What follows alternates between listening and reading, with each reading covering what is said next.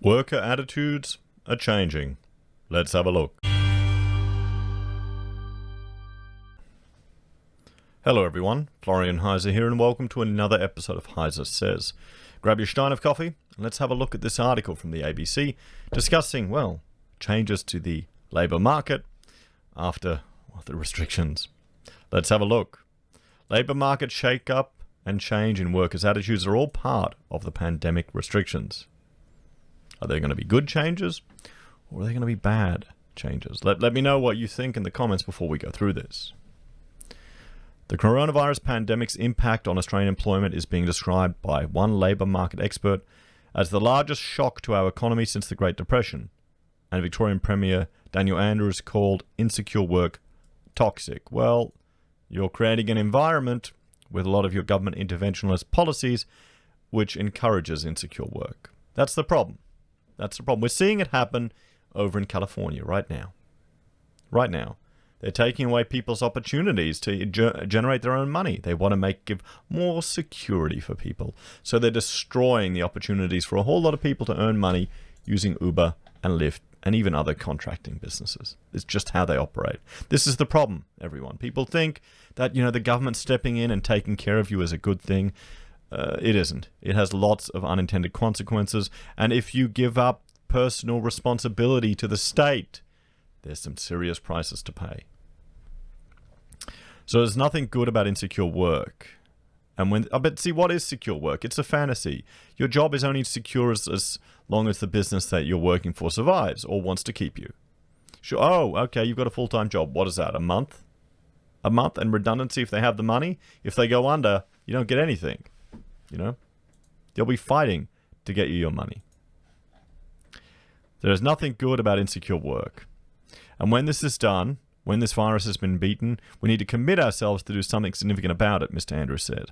Well, I can tell you one thing to do. I bet you they won't do it. You need to make it easier to fire people. You need to make it easier to fire people. Because then there'll be more incentive to hire people. Right now, it is a pain in the ass to get rid of someone who's useless. It really is. And for those people in the comments that are going, yada, whinge, abusing the probation period, maybe you're just not a good worker. Maybe you're not the right fit for that organization you were in. Or maybe you need to check your attitude. There's some harsh truth bombs that some people probably have never been told. The pandemic has exposed the frailties of insecure work across a number of sectors, and now workers are reassessing what it means to have a steady job. The latest employment report from job website Seek shows Victorian job ads on its site dropped by more than 12% during July. Ad numbers in other states mostly rose, unburdened by a crippling second lockdown. It means some Victorian employers are getting swamped by applications. Yeah, that's going to be the sad reality for it. Ballon butcher Shane Zammit recently listed a delivery driver job on his shop's Facebook page and was inundated with responses almost immediately. It was only a part-time position, around 18 hours a week, he's told ABC Radio. We posted the ad early Wednesday morning, and by midday, we had a massive inquiries from all parts of the community, local areas, as well as people a bit further out. He said more than 40 people applied within a few hours. More than 4 times the amount of applicants he would normally expect for that kind of role. What we're seeing at the moment, I believe, is a two-speed economy.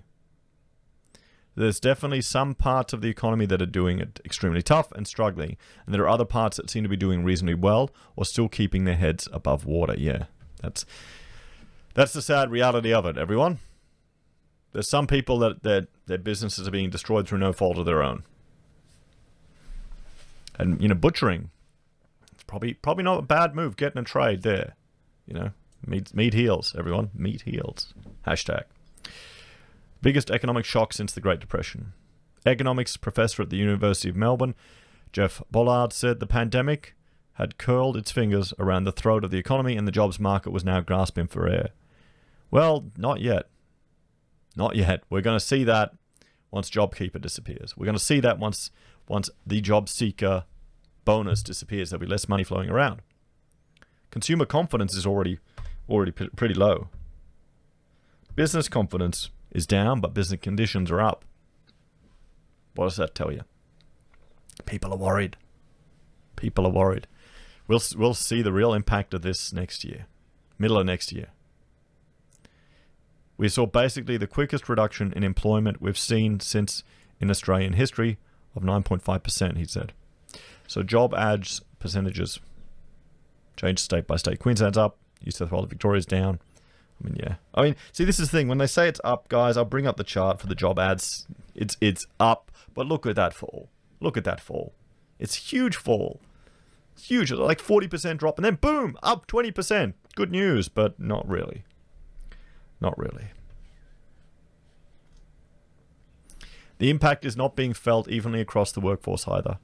The data shows that most of the decreases in employment that's occurred has been for casual workers, he said. The point that the precarious nature of employment has really received a lot of emphasis this episode. It's certainly possible that an episode like this changes attitudes toward willingness to work in particular types of jobs. I think there'll be things that we can point to in the labour market and say that happened because of the pandemic. It might not cause a permanent change that will be regarded as revolutionary, but it's the largest shock to our economy since the Great Depression. So trying to earn a crust. Mark Walker was working part-time at a Ballarat primary school and a local supermarket before the pandemic hit. His job at the school disappeared during the first lockdown, and after the initial surge of panic buying subsided, his supermarket job slowed down too. So I found myself with a lot of free time, and I don't do well with free time, he said. I decided to start thinking of something to occupy the days of being stuck at home.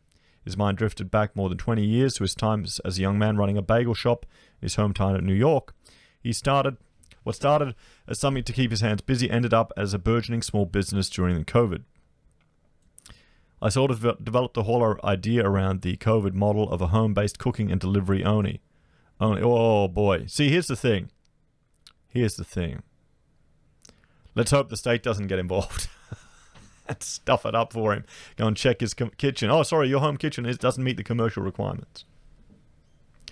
So countless delivery of comfort food certainly has a market at the moment. And Mr. Walker said it caused him to reconsider his own assumptions about employment. Before the pandemic hit, I think everybody had an idea of what a good job was and what it might mean to have stable employment. I think the whole model has just been shaken up. Well, here's the thing. He's now become an entrepreneur. He's now started his own business. That's one thing we're trying to teach our children. That we want them to say, okay, don't be dependent on someone else for a job. You need to create your own work. That's what you want to train them as. And maybe now's the opportunity to look at opportunities. Now's the chance people have to consider other things that maybe they haven't thought about. So, making some dough in every sense of the word, he's reluctant to enter the moors of casual job hunting. He hopes his COVID venture can become his main source of income. I tend to be a dreamer, so this sort of thing, so that is something that I've thought about, he said. Well, good on him. Good on him. That's encouraging. That is encouraging, and it's making me hungry looking at them. So it's good to see. It's good to see. And this is what people are going to have to do. They're going to have to look at new opportunities, new ways to challenge their businesses. I mean, one thing we did, and I will put a plug in for one of my businesses here. Point Clouds. Hang on. I don't visit my own website very much, so it doesn't come up on my thing. You know, Point Clouds Australia.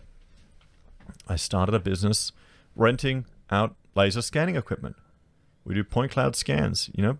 I originally bought it to go and do the scanning for people, but then it's really easy to do, to be honest. It is so easy to do, so I rent it out. People borrow the equipment for one day to a week or so. You know, this was a way of generating more income, using capital that we'd already invested because we bought the equipment for jobs, and setting it all up where they can book it online. You've got case studies and examples of how we use it. We use it on every job now. You can even download some point clouds if you want to have a play with it, because it's all measured using laser data.